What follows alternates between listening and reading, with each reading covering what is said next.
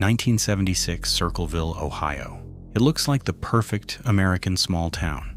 Quiet streets, friendly neighbors, a place where everybody knows everybody. But that was exactly the problem, because someone in Circleville knew all the town's darkest secrets, and they were ready to share them. It started with a single piece of mail, then dozens, then thousands, sinister anonymous letters written in a bizarre block handwriting, exposing affairs, embezzlements, and lies. The letters ruined reputations, they destroyed families, and then the phantom writer decided that ink and paper weren't enough.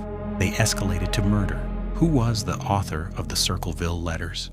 And how did a town so small hide a monster so well? Out of the thousands of letters that flooded the town, the writer had a favorite target, a local school bus driver named Mary Gillespie. The letters were vicious. They accused Mary of having a scandalous, secret affairs with the local superintendent of schools. They demanded she confess. They demanded she quit her job. At first, Mary kept quiet. She hid the letters, but the writer knew she was ignoring them. So the threats escalated. The letters started going to her husband, Ron Gillespie. They taunted him. They called his wife a liar. They told him his life was in danger. Then on the night of August 19th, 1977, the phone rang. Ron answered. We don't know what the voice on the other end said, but Ron's face went white. He grabbed his gun. He stormed out of the house in a blind rage, jumped into his pickup truck, and sped off into the dark. He told his family he knew who the writer was, and he was going to end it. He never came back. Later that night, Ron's truck was found wrapped around a tree. He was dead. His gun had been fired once, but the police didn't investigate it as a murder. Despite the threats, despite the fired weapon, the authorities quickly brushed it off as a tragic, drunken accident. But the phantom writer was just getting started. 6 years passed. 6 years of relentless, agonizing letters.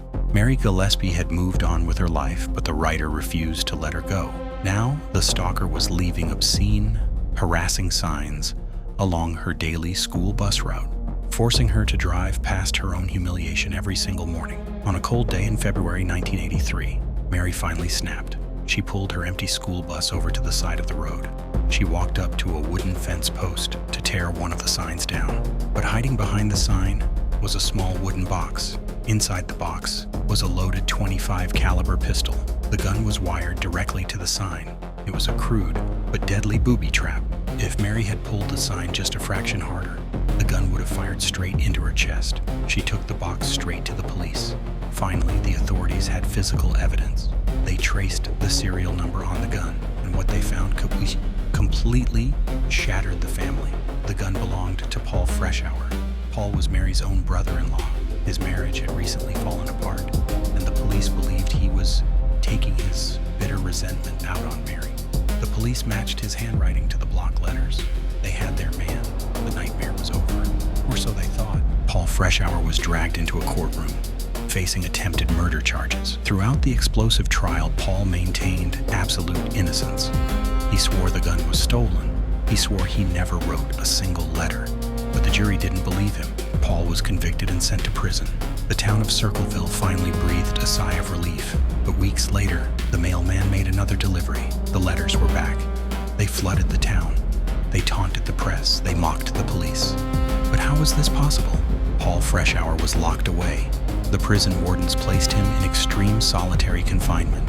They completely stripped his cell. He had no access to pens, no paper, no envelopes. His outgoing mail was completely blocked. And yet, the letters kept coming, hundreds of them. Postmarked from Columbus, Ohio, miles away from the prison walls. One letter even arrived at the prison itself, addressed directly to Paul. It read, "Now when are you going to believe you aren't going to get out of there? I told you 2 years ago. When we set them up, they stay set up."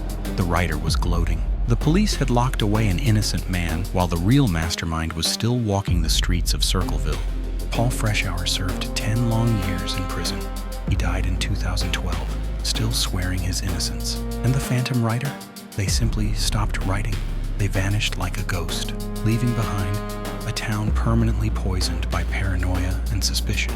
Today, the Circleville Letters remain one of the most baffling mysteries in American true crime. What do you think happened? Was Paul Freshour a brilliant mastermind with a secret accomplice on the outside? Or was he the ultimate tragic victim, framed by a true psychopath, hiding in plain sight? Let me know your theories down in the comments below. If this deep dive kept you on the edge of your seat, hit that like button and subscribe for more terrifying unsolved mysteries. Until next time, stay safe.